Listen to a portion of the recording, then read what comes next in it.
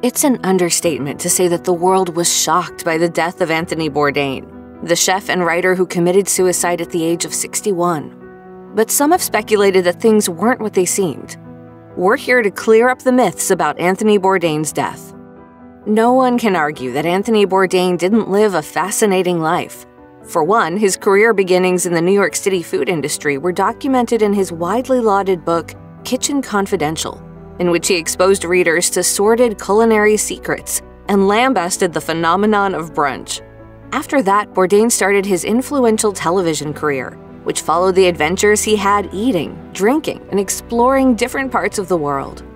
People have wondered, could a man with seemingly such a rich and fulfilling life be so depressed?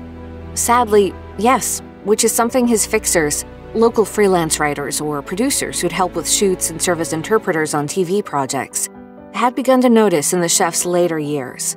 For one, Bourdain's work had gotten more stressful than it used to be. Speaking to Vanity Fair in 2018, fixer Michiko Zento said, "It was a brutal schedule for the production team. Tony had no time to digest anything, not the food or the experience." Bourdain also didn't like being away from his daughter, according to fixer Alex Roa, who noticed he just didn't seem that excited on location anymore. She said to Vanity Fair, he would just show up for a call, do the shoot, and go straight back to the hotel.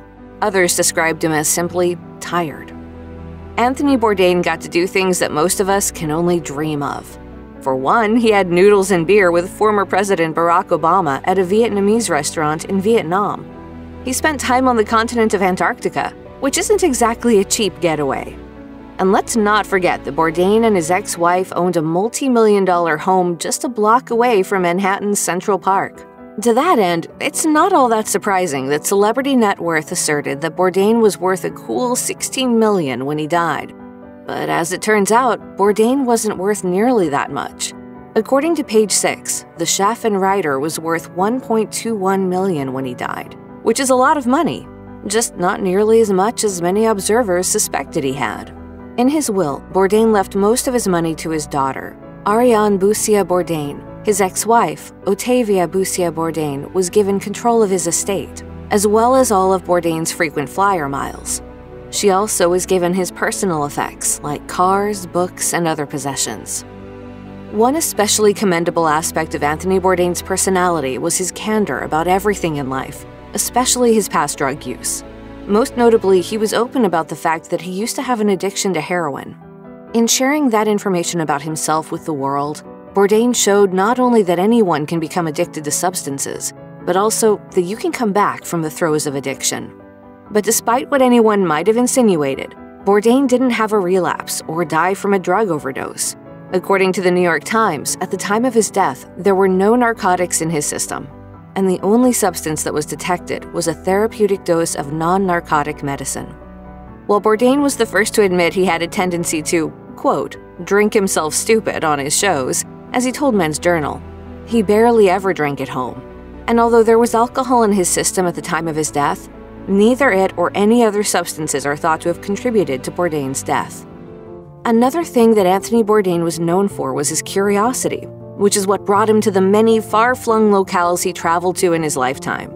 And he didn't just go to the kinds of places we all want to visit, like Rome, Paris, Hong Kong, and Tokyo. Rather, Bourdain sought to see places that the rest of us might be too afraid to ever go. For example, Bourdain once traveled to Libya for Parts Unknown, a place that he acknowledged was dangerous at the time.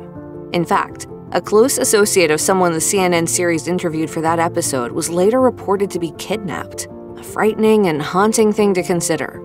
And then there's the episode of Parts Unknown that Bourdain and company filmed in Iran, after which his friend, Washington Post correspondent Jason Rezaian, was unjustly thrown into an Iranian prison for 544 days. Given Bourdain's history with these types of encounters, some folks might have wondered if he might have gotten himself into similar trouble with unsavory characters who may have wished to do him harm in a place far from his home. But as many outlets credibly reported, there were no signs of foul play in Anthony Bourdain's death. When news of Anthony Bourdain's death broke in June of 2018, fans were devastated. But if you thought there would never be any new Bourdain-related content, that's a myth you can stop believing. For one, viewers got to see the remaining episodes of Parts Unknown that had been filmed but were still in production when Bourdain died. Additionally, a comic book that Bourdain wrote entitled Hungry Ghosts was published several months after he died. Bourdain's final book, World Travel, An Irreverent Guide, was published in April 2021 thanks to the help of his longtime assistant and co-author, Lori Woolever. And there was more news for Bourdain fans. A documentary about Anthony Bourdain's life dropped in the summer of 2021, as noted by the New York Times. Roadrunner, a film about Anthony Bourdain, helmed by director Morgan Neville, debuted at the Tribeca Film Festival in June 2021 and was released in theaters on July 16, 2021. This is what you want. This is what you need.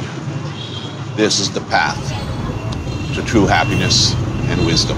If you or anyone you know is having suicidal thoughts, please call the National Suicide Prevention Lifeline at 1-800-273-TALK, 8255.